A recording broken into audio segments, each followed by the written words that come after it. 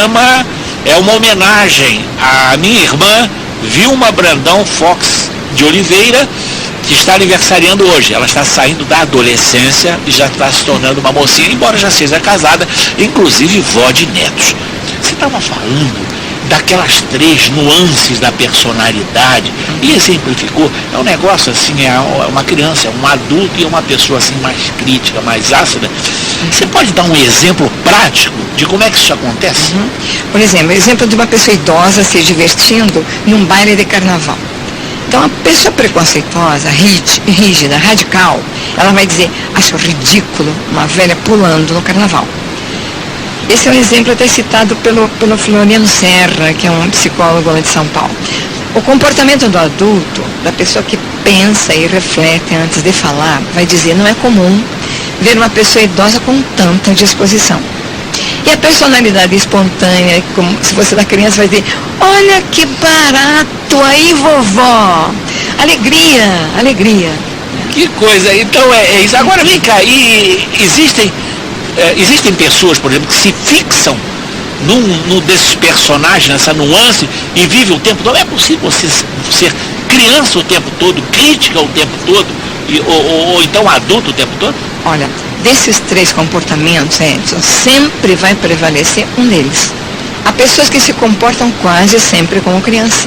Não é? Tem pessoas idosas que às vezes estão dizendo: ah, coitada de mim, ninguém me respeita, né? Como era lá no passado, né? Então, as coisas para todo mundo dar certo, para mim dá tudo errado. Então, comportamento de criança chorona, né? Que está lamentando sobre a vida, que nada dá certo, negativa. Tem pessoas que quase todo dia você ouve falar dessa forma, não é? Tem pessoas também que são às vezes muito impulsivas e agressivas o tempo todo dia. E que não se deram conta ainda disso, né? E tem pessoas que quando pensam antes, eu muitas vezes eu recaio nesses meus níveis. Tem momento que eu de repente estou como criança, né? Eu falo: meu Deus, mas eu agi como criança hoje, né? Ou hoje eu agi como uma pessoa rígida ou radical. E quando eu penso e reflito, eu procedo como adulta, com maturidade, falando coisas lógicas. Quer dizer que, pelo que eu estou entendendo, essas 3 nuances acontecem permanentemente conosco, né? E elas afloram a cada momento de nossa vida. Exatamente. Só que tem pessoas que mantêm...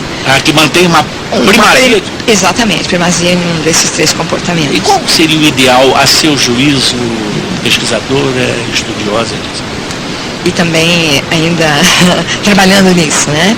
O ideal é pensar e refletir antes de falar e antes de agir, né? Viver no aqui e no agora, afastando a postura radical sempre que puder, repudiar todo tipo de disfarce, de rebeldia, de todo tipo de agressividade, e sem interferência impulsiva ou compulsiva das nossas emoções, não desprezando, claro, os valores incontestáveis da justiça, da verdade, da dignidade humana. Isso é bonito, mas eu queria saber o seguinte: vamos voltar para a pessoa difícil. Como é que você reconhece, por exemplo, você está num grupo? Sim. Como é que você depois assiste, participa e tal, e aí você diz: aquela pessoa é uma pessoa difícil, aquela ali não é uma pessoa difícil? Quais são as características assim mais evidentes de uma pessoa difícil? São 4 características. Existem outras, claro, né? Mas que eu aprendi são 4 características: as pessoas agressivas, indisciplinadas, egocêntricas e as pessoas com dificuldade de participação de grupos. Tem dificuldade de participar de forma harmoniosa dentro de grupo. Porque dentro desse grupo, essa pessoa com dificuldade, ela vai dominar, segundo a sua personalidade. Às vezes são os filhos mais velhos, né? Que são os dominadores, né? Ou dominar, ter um comportamento de dominação, ou competição, ou uma submissão infantil e imatura, onde aceita tudo sem questionar e sem defender seus direitos. Puxa vida, chegou aqui, eu estava crente que eu ia tocar isso o tempo todo, mas tudo bem. Vamos lá. Eu queria saber o seguinte de você: as pessoas difíceis, elas têm consciência de que são difíceis? Há pessoas que têm consciência, graças a Deus, né? E as pessoas que têm consciência de que são difíceis, elas são muito menos difíceis do que pensam, porque se arrependem, pedem perdão, pedem desculpas e lutam contra esses defeitos de caráter. Mas existem pessoas, infelizmente, que são difíceis. Todo mundo vê suas dificuldades, sua agressividade, sua indisciplina, mas ela é a única que não ainda está enxergando. E quando ela tem essa consciência, vamos dizer assim, eu tenho isso, eu sou agressiva, ela já é um meio caminho andado para solucionar?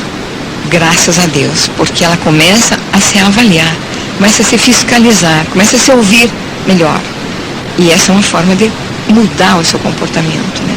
Agora, Ruth, me diz o seguinte, o que é necessário aprender para saber lidar com pessoas difíceis? O que eu preciso saber para eu dizer, não, agora, se ela é agressiva, eu não vou responder na minha... O que nós precisamos conhecer? Bem, em primeiro lugar, eu sinto na minha pessoa e na minha vida que eu tenho necessidade de cuidar de mim e me conhecer mais. Como você mesmo falou. A autoanálise, então. Claro, em primeiro lugar, né?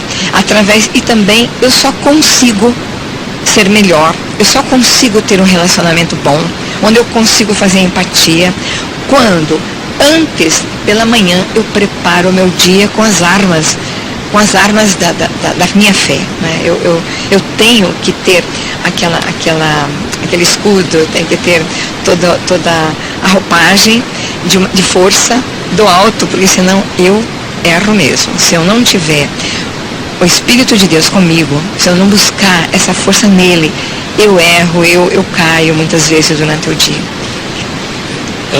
Ruth, outra coisa, eu me lembro, no seu estudo você fala em gerenciar pensamentos. O que é isso? Como é que você gerencia os pensamentos? Eu li um livro do Augusto Cury, onde ele fala em gerenciar os pensamentos, e eu achei muito interessante, porque fala a respeito das emoções.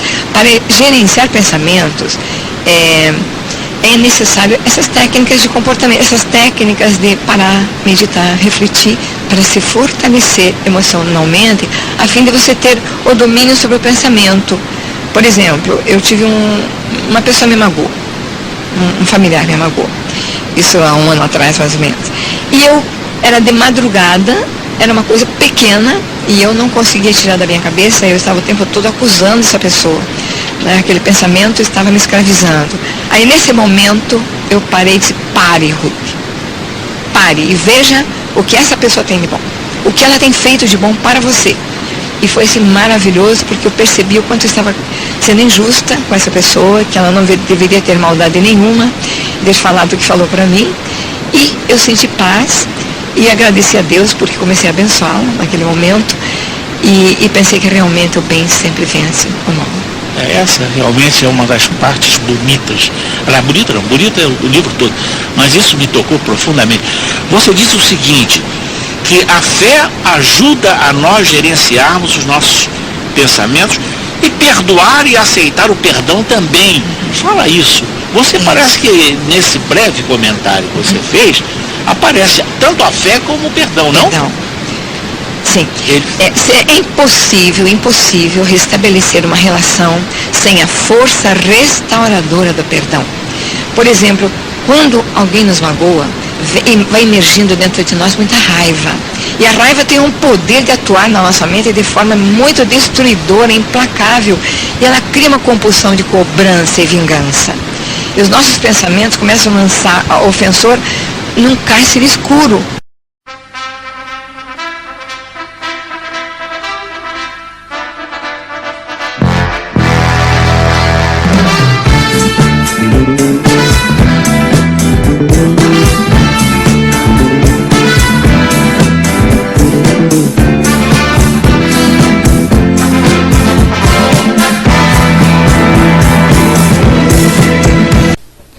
Perdão consciente é a solução.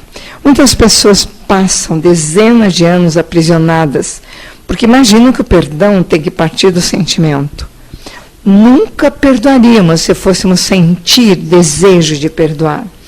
Quando damos o primeiro passo, que se chama determinação para perdoar, pode estar certo, Deus completa a obra.